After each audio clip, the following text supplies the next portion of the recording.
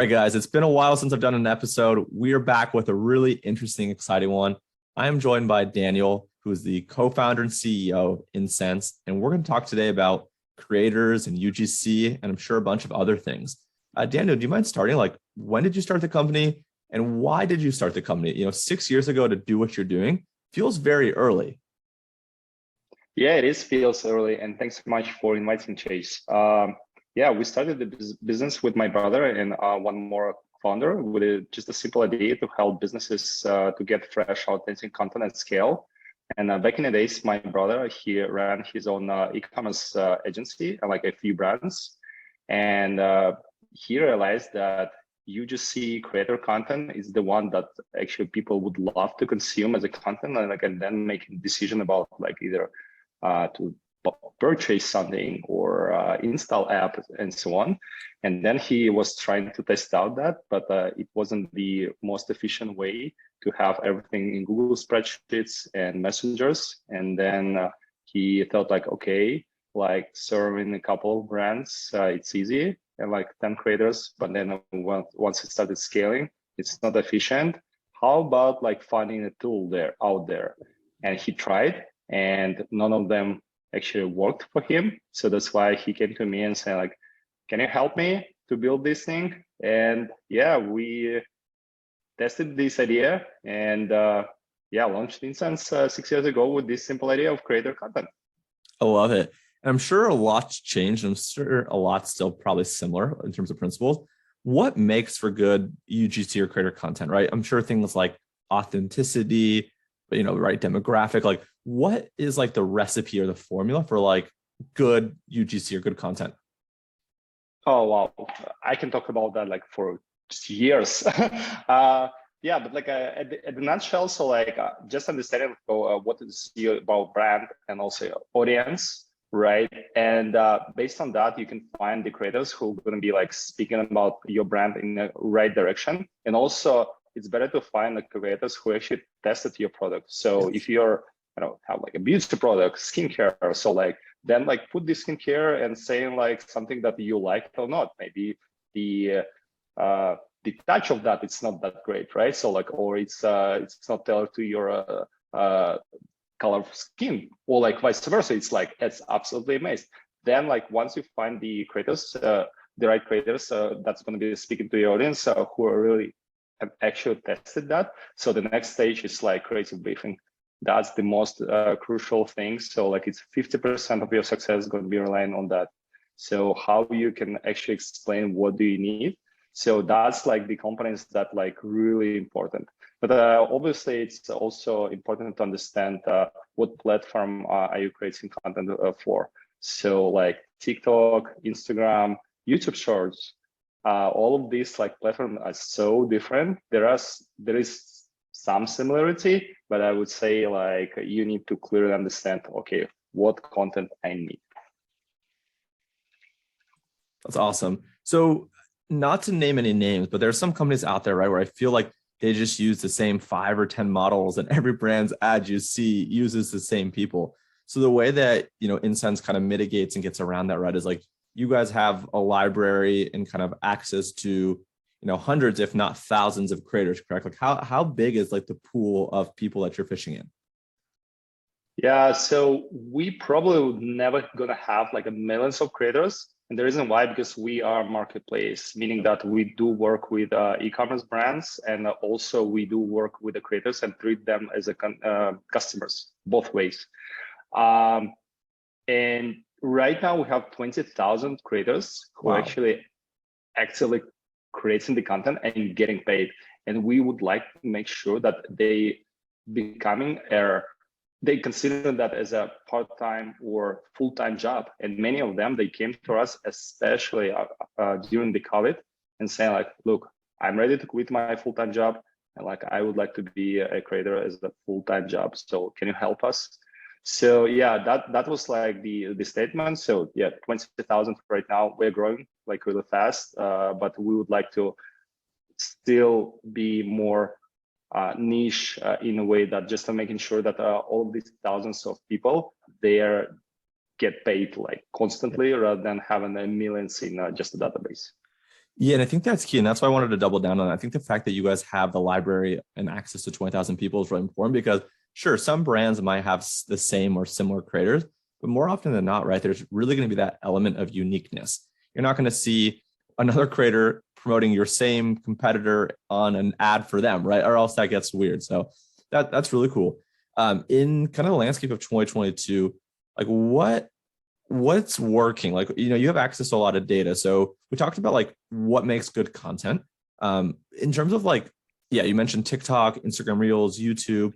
Is it mainly video based kind of creative that most people are looking for? Are you guys doing a lot of static stuff? Like, what are you seeing in terms of like the makeup between like static versus kind of video? So images versus videos. And how does that change by the platform? Yeah, great question. So some of the platforms, they were born and raised as the video first platforms like YouTube or TikTok, for instance. Instagram was like static images at the beginning, but right now it's definitely evolved into the mobile first, which is video first, right? So we do see like for all platforms, both ways. So like static images and videos. So I would say like the majority of our brands, they still ordering like one video as just a main job and a couple of static images because it doesn't hurt. So creators, they already receive your product. They're already filming that. Can they like just photo like a couple of more static images that you can use like in your emails or in your social media, or even though like converting in the low funnel and static images, they still works on Facebook like really great. So that's why like we're not against the static images, but I would say 95% of our content is video. Nice. Yeah, that makes sense. Because you really want to see someone using it, right? It kind of feels more tangible and authentic. And if someone can actually use it and show it and unbox it, right? Like seeing like that is believing. So, okay, we talked about what makes good content. We kind of talked about the platforms. In terms of like, you guys do, I guess, like whitelisting, you'd call it as well, right? You allow brands to connect with influencers and actually run these creatives behind their pages. Is that something that you guys see a lot of, and that's something that you guys help facilitate? Right. And moreover, we found this way back in 2017 when we just started the business, and we were one of the first companies out there who started this thing. And right now we see the majority of the deals that happen on our platform, they including influencer whitelisting, which is like branded content ads on Instagram or Spark ads on TikTok. Yeah. So like, we would say it just creates a different angle how you can approach your audience. We don't say that like do only Spark ads or whitelisting. Yeah. No, but you can add just like one more multiple to your paid efforts when you can run the ads like the same content from the brand account or from creator handle. So why not? And moreover, we have seen the results that could outperform twice just the changing the handles. Just like this minor thing could change like everything. So that's why like we do recommend to test out that, but not heavily relying only on that. So like just like one more testing thing. Nice. One more question about Insense specifically for brands, and then I want to talk about Insense as a business. What percentage of people are actually buying videos just for like organic? Or are they kind of double dipping and buying the content to run paid traffic to? And then they're also posting it organically as well. Like, are most people going in with the mindset of, hey, I'm going to run this on paid and I can also use it on organic? Or do you have people that are actually just buying a bunch of content to have daily content for their TikTok or their YouTube or their Instagram as like organic content? Yeah, great question. We have seen like some of the brands, they coming to us and saying like, okay, the primary goal is using only for organic. And to be honest, like it's not the ideal customer for us. And the reason why is simple, because like, okay, I get like this content, influencer can post this content, and then I'm expecting business results. But like sometimes it works, sometimes it not. On TikTok, it actually works. On Instagram, questionable, right? So that's why like we are saying that, yes, please, you can ask influencers to post that and it doesn't hurt, right? but we would prefer to work with marketers who are considering like getting content and like working with the influencers primarily for the paid part of the things, because in that case it's clear if it works or not. But again, doesn't hurt to get this content and public on your brand account. Why not? Like you're receiving like free content and all copyrights. Love it. All right. Well, a few questions now about the business itself. So you've been around for 6 years. Is it bootstrapped or venture backed? You don't have to mention how much money you've raised if it's venture backed.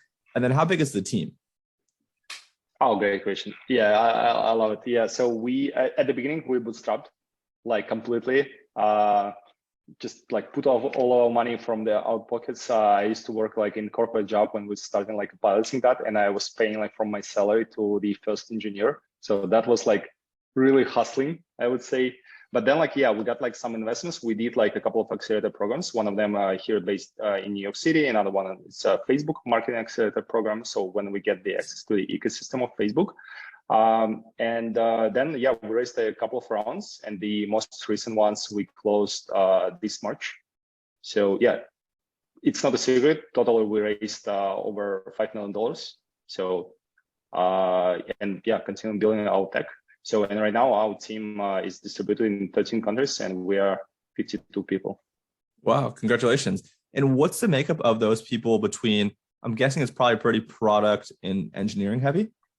Yeah, exactly. So we have like roughly 50% of engineers and product team, and 50% is like administrative, client relations, creator relations. Yeah. Sweet. And then the last question I have, and then we'll open it up to see if you have anything else you want to share. How do you guys acquire customers, right? You know, I'm launching my email platform. So this is a selfish question. How have you guys grown over the years? Obviously, I think when someone's been in a market for as long as you guys are, you know, just inherently, right, you're going to build momentum and probably some SEO and some good partnerships. But like, yeah, how do you think about your guys' marketing? We have a pivot. So we started focusing on enterprise at the very beginning. So that's why like it was like heavily sales led. Right now we are marketing led. And once we started focusing on only on e-commerce, so then we realized that, okay, how e-commerce owners and marketers like yourself are looking for some information. So that's why like as a part of our strategy, it's definitely SEO and content marketing. So copywriting is so important. We have a dedicated copywriter in our team. So it's not freelancer. We actually like have like a full-time person. That's like number one. The second one is partnerships and referrals. So like where we building like some partnerships with either e-commerce agencies or e-commerce enabled solutions, like via customers, yeah, or a few like other folks. And the third one, it's still word of mouth. Man, like it's fascinating. The majority of our customers, they coming to us because they heard and they love our product, and they're starting like saying about that like in different communities, and we just like so grateful for that, because we are building something that people are ready to share with other folks and recommend. So yeah, 60% of our customers, they still coming to us from word of mouth or like referrals, like friendly referrals. And right now we have 500 brands working with us. Incredible. Well, thank you. Those are my questions. Is there anything that you want to share about Insense as a business, Insense as a platform, any UGC tips, anything else that you wanted to share? Yeah, I would say it's interesting like how the world disasters like impacted on us, like when the COVID hit. So we thought like, wow, we screwed up, like what was going to be like with the business. But then it's turned out to be like e-commerce starting like growing like real fast. And then last year iOS 14 happened, and then we thought like, okay, how it's going to be impacted on the businesses. And then like people started getting like more and more content. And the last one is like a global recession. And we thought like, okay, it's one more, what is going to be like a negative or positive, but like it's turned out to be like people are still trying to find like the most effective ways how to optimize their businesses. And right now, the biggest question for us is like how to support our customers. And yeah, that's the question that I would ask if you're in the shoes of being like agency owner or some tech or like whatever, or like even like e-commerce operator. How can I support my customers right now? So what should I change in my product? What should I offer additionally? That's the question that myself and like all of my team like asking like every single day, because we have seen like some signals from the market that it's definitely not the last year or like 2020 when it was crazy. So I think like my advice, question, request to the community is going to be like, hey guys, like let's figure out how to support each other. I love it, man. That's a big question. I'm going to ponder that probably most of today. So thank you. And then in terms of the domain, it's Insense, INSENSE.pro. Is that correct? Right. And then where can people find you online? Like Insense or? You personally, like what's your Twitter or your LinkedIn or whatever, your email, whatever you want to give. Right. So like easily, like either Facebook, Instagram, Twitter, LinkedIn, everything is Danil Sadukov, which is DANIL SALIUKOV. So please follow, please ask me questions. I'm starting and recovering my Twitter. I gave up on that in 2013, but my brothers from Structured, Jake, he told me like, dude, like you should be there. Your people are there. So like I came back like 2 months ago. So like I'm trying to create some value. So please follow, comment, DM me with any feedback. Sweet, man. I appreciate you. Thank you.